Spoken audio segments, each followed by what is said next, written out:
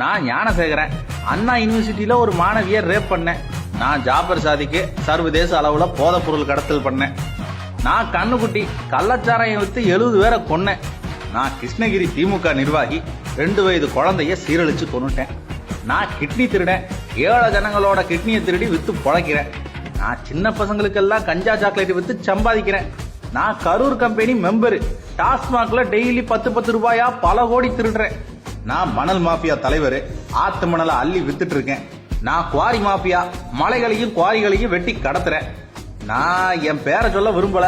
வேங்கை வயல்ல குடிக்கிற தண்ணியில மலத்தை கலந்தேன். நான் நகராட்சி துறை ஊழல்ல நல்ல காசு சம்பாரிச்சேன். நான் கொங்கு ஏரியாவுல தனியா இருக்கிற வீடுகளுக்குள்ள புகுந்து கொலை பண்ணி கொள்ளையடிச்சேன். நமக்கு வழிப்பறி செயின் பறிப்பு தானுங்க தொழில். நாங்க எல்லாரும் செஞ்சது சரின்னு நீங்க நினைச்சா அடுத்த 5 வருஷம் இதுவே நடக்கணும்னு நீங்க நினைச்சா எங்களை வாழ வச்சு இந்த தெய்வத்துக்கு ஓட்டு போடுங்க.